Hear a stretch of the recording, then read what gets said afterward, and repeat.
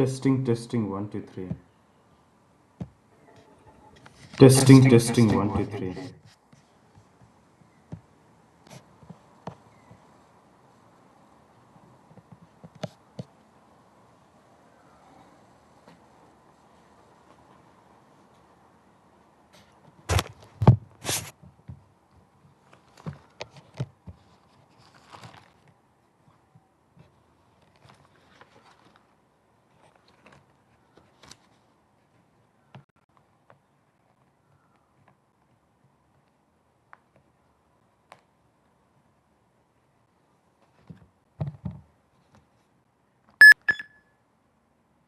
Oxygen was discovered in the 18th century by scientists studying air composition.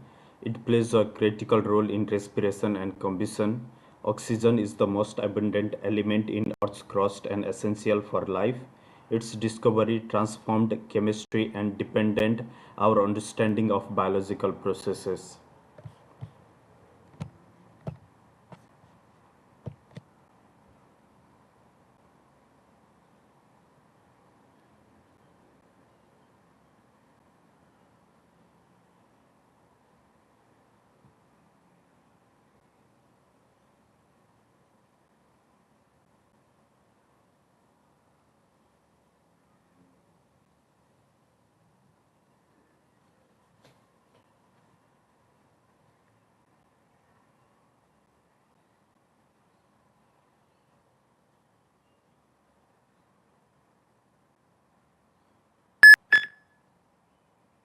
Robots are machines programmed to carry out tasks, often in manufacturing, medicine, or exploration. They can work independently or with human guidance. Robotics combines engineering, computer science, and artificial intelligence. As technology advances, robots increasingly assist in dangerous, repetitive, or precision focused jobs.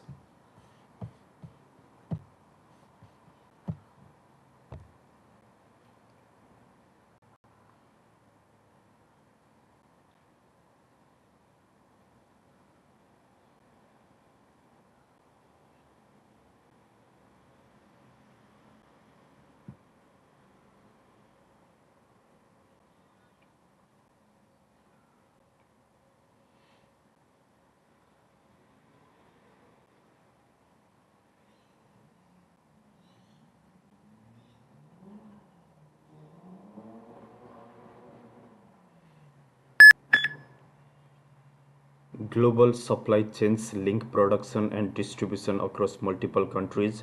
Raw materials, labor, logistics work together to create finished goods.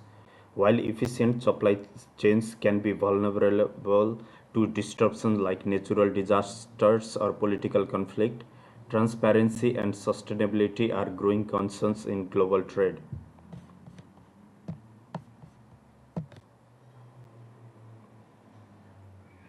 A new report outlines ways in which cities should address transport issues. A new report outlines ways in which cities should address transport issue.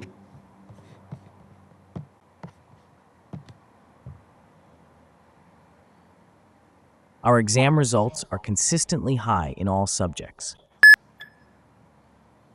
Our exam results are consistently high in all subjects.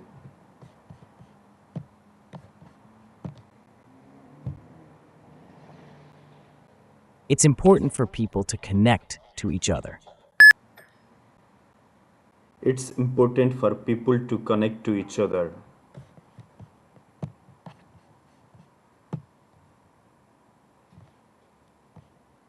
The problems that science solves far outweigh the problems that it may bring. The problem that science solves are far out the problems that bring.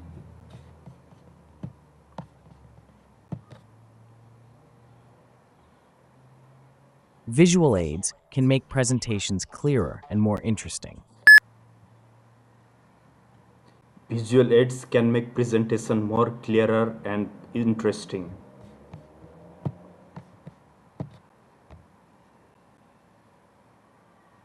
There is plenty of cheap accommodation off campus. There is plenty of cheap academies accommodation of campus.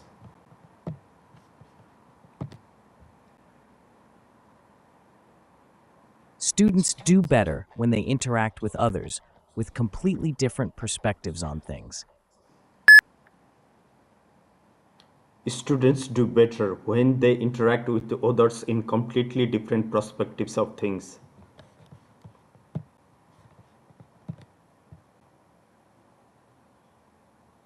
The atmosphere is very important to our lives, and we cannot live without it.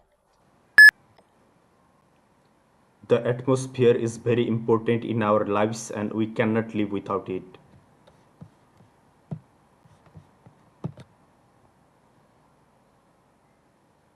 First of all, a lot of students don't even know how to type very fast. First of all, a lot of students don't know how to type very fast.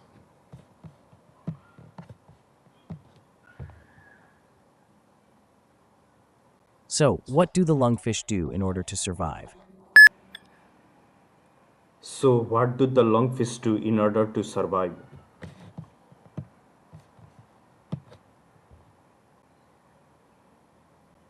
A new cafe is opening in the library's basement.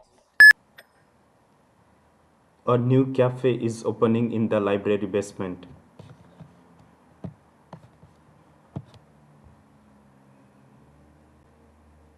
It is one of the oldest original parts of our university. It is one of the oldest original part of our university.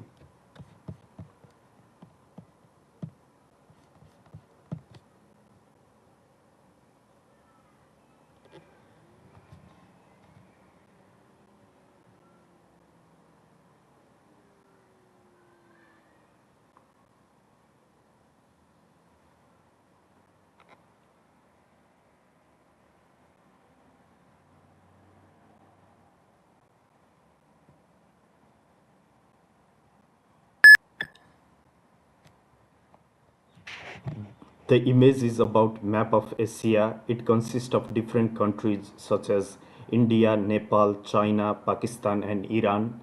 India is at the southern side. It consists of Thar Desert and New Delhi at the middle.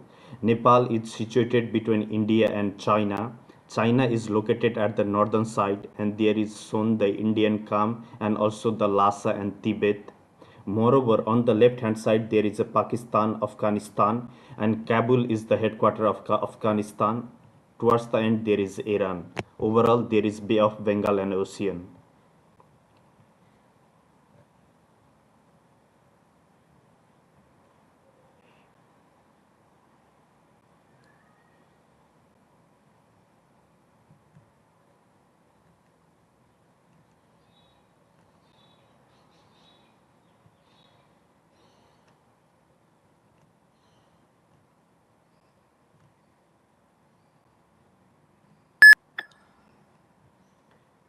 The map is about light green distribution and dark green present distribution of forest across the Asian countries.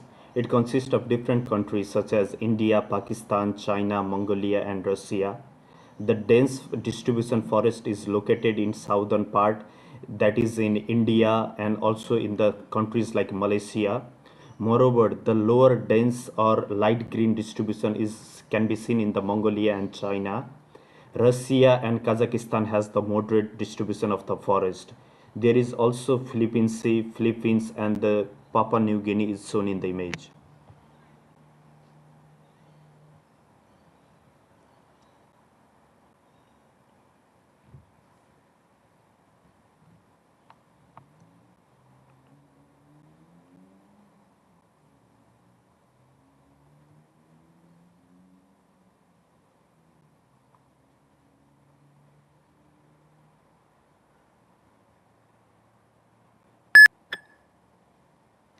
The image is about the anatomy of the heart. It consists of different parts such as superior vena cava, aorta, left atrium, right atrium, and left ventricle. Firstly, inferior blood is taken from the superior vena cava and taken to the heart. After the purification, the pure blood is taken from the pulmonary artery and it is transferred to the different parts of the body. There are other valves are also involved like aortic valve, right atrium and left atrium. Pulmonary valve also has significant role in the blood transfer.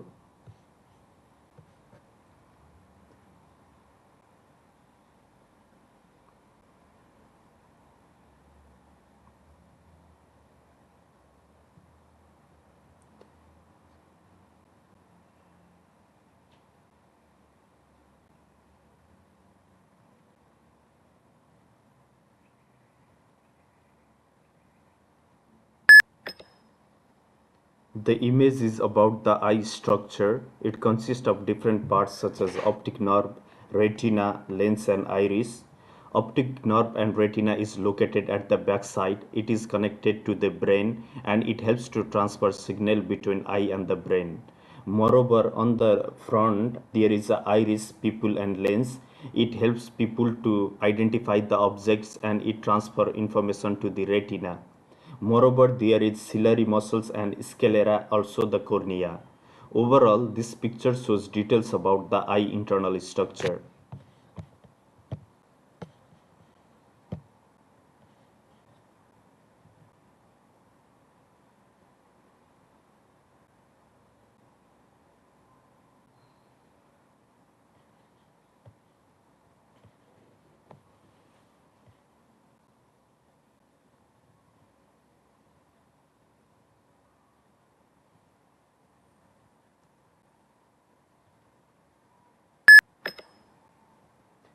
The image is about individuals' needs and goals among different group of people such as student, young adult, just married couple, becoming the partner, provider or the retired people. It also consists of different categories like books, schools and college for a student and the young adult needs office travel and clothes. Furthermore, just married people need honeymoon and a vacation, and becoming parent needs house and car. So there is different group of people and different category and their demand like purchasing house and buying a car. Overall, this picture shows individual needs and goals.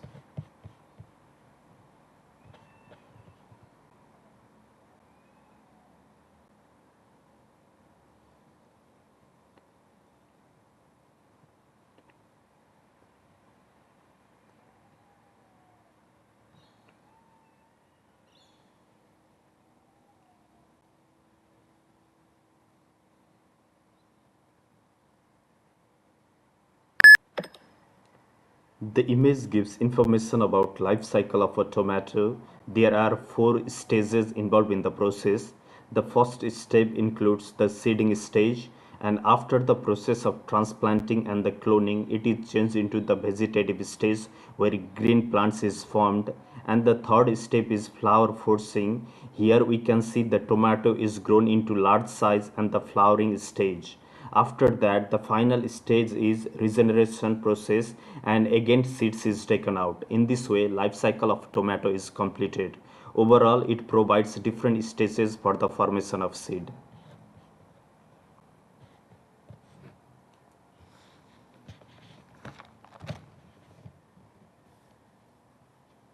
During this time, my goals are going to be to talk about the phenomenon that we may share with other animals and our language, and that is emotion, and also talk about some new technology, brain imaging, functional magnetic imaging. And we try to answer some very old questions about how motivation and emotion work. I'm going to put you with the scenario first, and some of you may be familiar with it. This was developed by Pavlov over a century ago.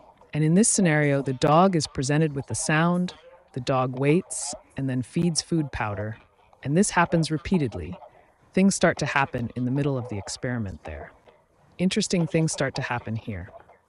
Pavlov's study was on the salivation of the dog. The salivation increases more time to paralyzes. But other things happened here too. You have a dog move around here more. All kinds of things are going on here. What we were trying to capture was the experiment going on to describe what is going on in the brain to generate that state, which we called it competitive state. But you can also think about the state in terms of how the dog's feelings layer and how you are feeling about eating lunch today.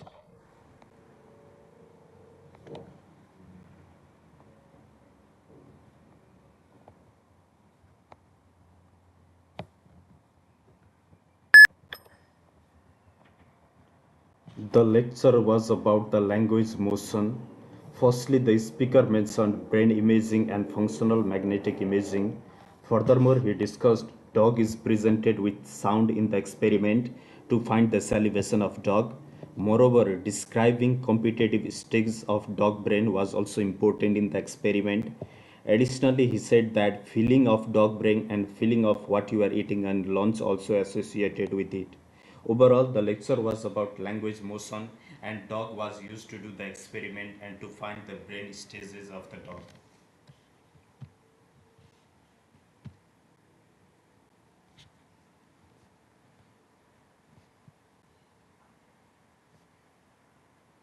Today, we're going to recount heroic tales of superhuman feats of strength. When in the face of disaster, some people are said to have summoned up incredible physical power to lift a car off of an accident victim, move giant rocks, or like Big John of Song, single handedly hold up a collapsing beam to let the other miners escape. Are such stories true? There are many anecdotes supporting the idea, but we're going to take a fact based look at whether or not it truly is possible for an adrenaline charged person to temporarily gain massive strength. In proper terminology, such a temporary boost of physical power would be called hysterical strength. The stories are almost always in the form of one person lifting a car off of another. In each of these cases, some aspect of leverage or buoyancy probably played some role in reducing the magnitude of the feat to something more believable. And even lifting many cars by several inches still leaves most of its weight supported by the suspension springs. But our purpose today is not to debunk any of the specific stories. The majority of them are anecdotal and, interestingly, not repeatable. In many cases, the person who summoned the super strength later tried it again, only to find that they couldn't do it. Basically, what we have is a respectably large body of anecdotal evidence that suggests that in times of crisis, danger, or fear, some people have the ability to temporarily exercise superhuman strength.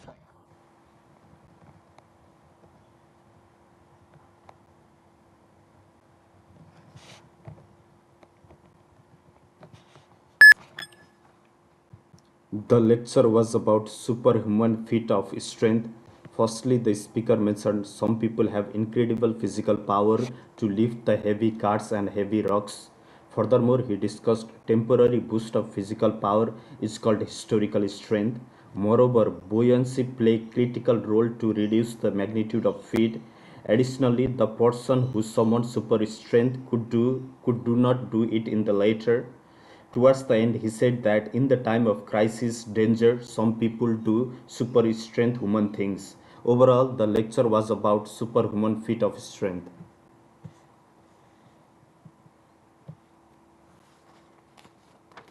What does GDP stand for? General practitioner. General practitioner.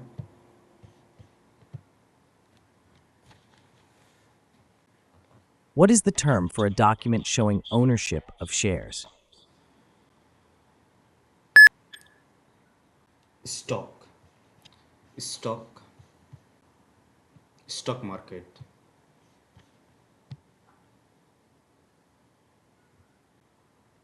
What term describes the control of a market by a single seller?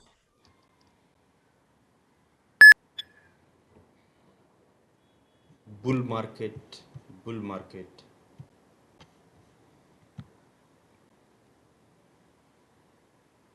Which vitamin is produced when the skin is exposed to sunlight?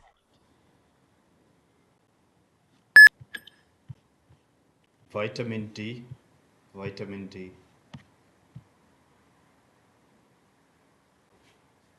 What type of blood cells help fight infections? White blood cell, red blood cell, white blood cell, plasma, hemoglobin.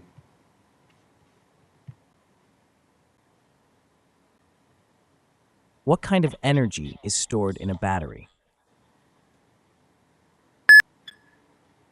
potential energy, electrical energy, kinetic energy, static energy, magnetic energy.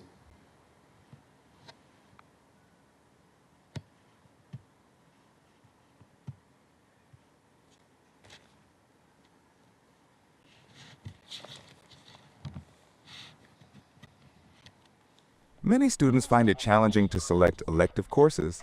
There are so many options. What guided your choices? For me, I focused on picking electives that would complement my major. I'm studying engineering, and I decided to take environmental science as an elective. Sustainability is becoming more and more relevant in our field, so I thought it would give me useful context for the future. It wasn't just about ticking a box, it felt like a smart way to broaden my understanding without drifting too far from my main area of study. I had a different approach. My core subjects are really science heavy, lots of lab work, technical content, and rigid structures. So I intentionally chose electives that were unrelated but personally interesting.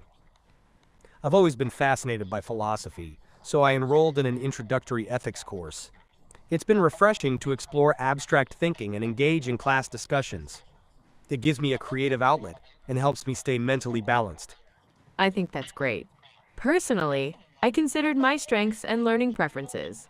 I'm not great under the pressure of timed exams, but I do well with longer, reflective assignments like essays and projects. So I looked for electives where assessment was based more on coursework than exams. Choosing courses that align with how I learn best has really helped me stay confident and perform well. That's a smart strategy. Did any of you seek guidance before finalizing your electives? Yes, definitely. I met with my academic advisor. They walked me through how certain electives could enhance my degree and even strengthen my resume. They also helped me see the connection between some seemingly unrelated subjects and real-world applications in my field. I also spoke with a few seniors. They were super helpful, honest about what the course load was like, which professors were engaging, and what kind of effort different electives required. That insight made a big difference in managing expectations. In my case, I made it a point to read the full course outlines.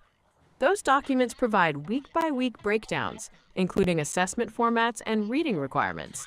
It gave me a clear picture of what I was signing up for, which prevented surprises down the road. It sounds like all of you approached the decision in thoughtful and informed ways, whether it was aligning electives with your major, balancing your workload, or playing to your strengths. Exactly. It's about making the most of the flexibility we have in our programs. And remembering that electives are a chance to explore new ideas and grow in unexpected ways. Right, and the better you know yourself, the better your choices will be. Well said. It's clear that strategic, informed decisions can really enhance your academic experience.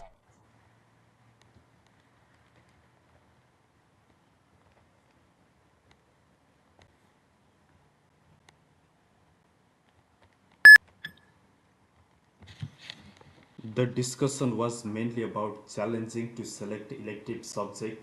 There were three speakers in the discussion. The first speaker mentioned the favorite subject of the speaker is environmental science, as this subject has got the elective, and this is the smart way to broaden the understanding by learning the different kinds of books. This speaker also discussed about essay and assessment writing is crucial and also focused on reading requirements. After that, the second speaker focused on science is the main subject because this has got the lab work and different types of experiment is performed. Moreover, philosophy helps to engage in class discussion and helps also in mental balance. Moreover, there is a guidance before finalizing elective. Balancing workload is important and managing expectation is also essential, and there should be chance to explain the new ideas. The third speaker shared information on certain elective enhanced resume and helps to gain the real world experience in the field. Moreover, he provided details about making most of the flexible time, and joining the elective subject is really helpful for the students in the university life. Towards the end, the discussion focused on providing strategic and informed decision is really helpful to enhance the academic criteria of the student. Overall, the discussion was about challenges faced by students to select the selective subject, and they concluded that If they choose the right subject according to their interest, then they can do better in the field.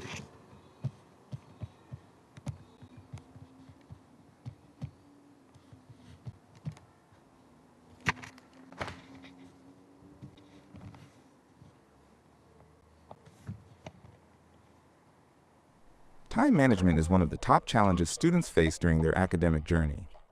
With so many deadlines, classes, and personal responsibilities, what methods have worked best for each of you? Personally, I rely heavily on a digital calendar. Google Calendar is my go-to. I plan out my entire day by blocking specific hours for studying, working on assignments, attending classes, and even taking breaks. Having everything visually laid out keeps me organized and helps me avoid procrastination. I even set reminders so nothing catches me off guard. That sounds great. For me, what really works is breaking large tasks into smaller daily goals. Instead of looking at an entire assignment and feeling overwhelmed, I focus on just one part at a time. If I have a research paper due in a week, I might start with brainstorming on Monday, research on Tuesday, and then write the introduction on Wednesday. It feels much less intimidating when I approach it step by step. I like to plan on a weekly basis. Every Sunday evening, I sit down and make a list of all the things I need to do for the upcoming week. Assignments, readings, meetings, and even personal errands. Then, I assign each task to a specific day.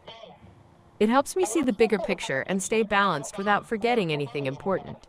That sounds like a solid system, but we all know that sometimes things don't go as planned. What do you do when you fall behind or your schedule gets disrupted? That definitely happens.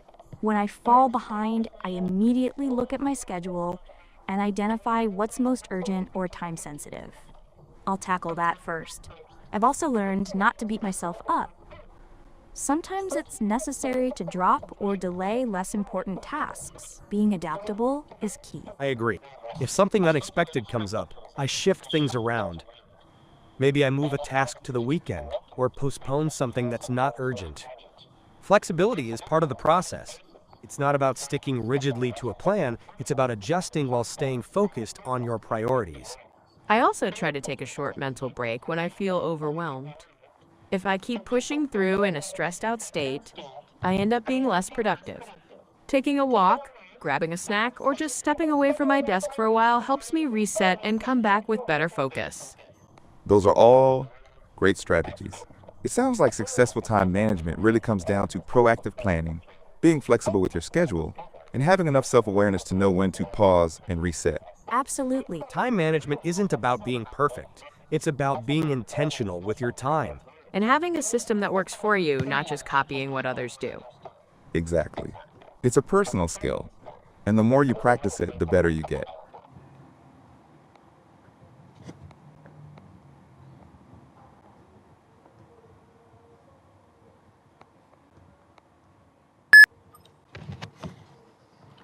The discussion was mainly about time management is the top challenge faced by the students in the university.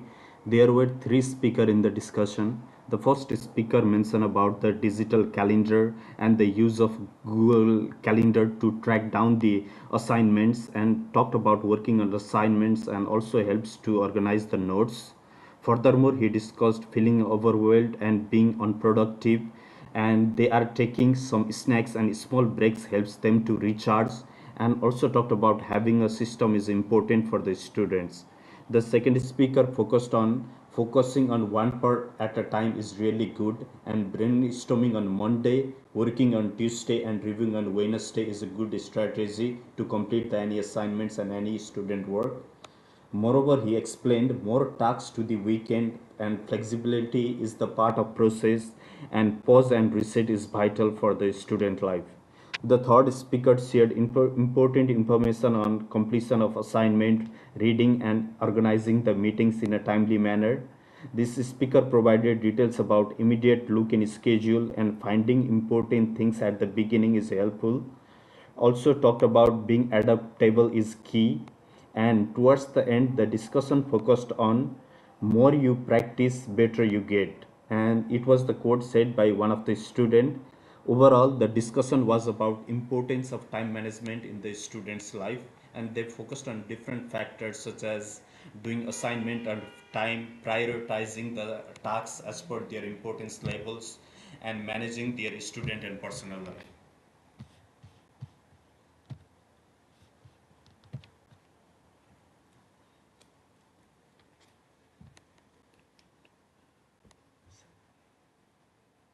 You've completed your first draft of an essay and want feedback before final submission. You'd like to ask a classmate to peer review it. What do you say to request honest feedback and offer to review theirs in return?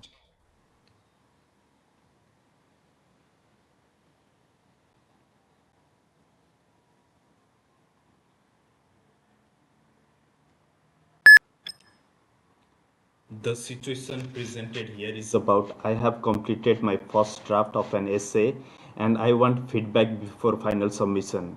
While considering this, we should also focus on I'd like to ask a classmate to peer review it. In addition, it is important to take into account that I need to request honest feedback and offer to review theirs in written. Therefore, we need to address the key factors including essay, feedback, and submission. Finally, this situation should be handled with a focus on I have completed my first draft of an essay and want feedback before the final submission.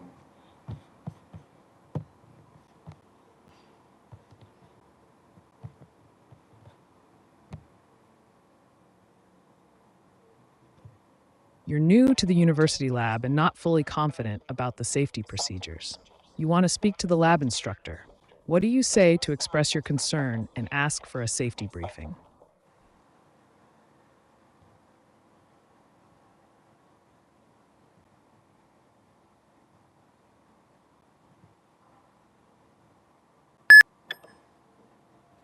The situation presented here is about I am new to the university lab and not fully confident about the safety procedures. While considering this, we should also focus on I want to speak to the lab instructor. In addition, it is important to take into account that I need to express my concern and ask for a safety briefing. Therefore, we need to address the key factors including university lab, lab instructor, and safety briefing. Finally, this situation should be handled with the focus on I am new at the university lab and not fully confident about the safety procedures.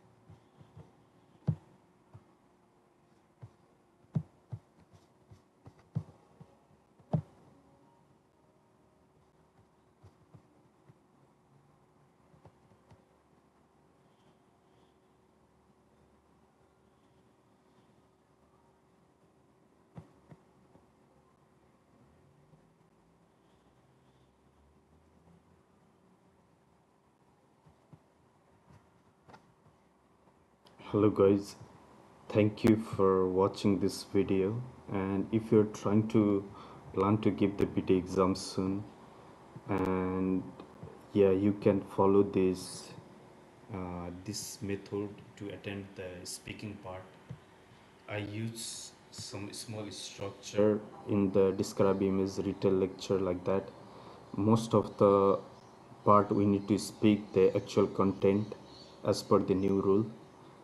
And yeah, for the read aloud we can speak the whole paragraph, and for repeat sentence we need to speak in a fluent manner. If even if we are less of content, we can speak as much we remember, but we need to speak in one flow. And for describe image, it is important to include the content, and we need to use the connector like firstly, furthermore, and we need to include highest and lowest if there is graph, and we can say conclusion at the end. For retail lecture, we need to take the phrases. So instead of taking the keywords, it's better to write short sentences. And yeah, if we take around 6 to 7 sentences, then we can join it with the connector and we can speak about 30 seconds. That will help both in listening and speaking. And answer certain question is not so important, so this should be fine. And for respond to situation, yeah, we can speak the question that is given, so we can modify little bit, so this task also easy, I guess. After that, summarize group discussion. For this one, uh, we need to take note clearly because the audio is really lengthy, and yeah, organizing notes is very important. And also we need to we need to speak for around 1 minute and 30 seconds. And here also we need to maintain the fluency and speak more about the content. So yeah, in this way we can attempt the speaking question. If you try to attempt the same way I have done for this mock test, then I think you will definitely get more than 7 each for speaking, guys. Yeah, thank you for watching this video. If this is helpful, please like it. Thank you.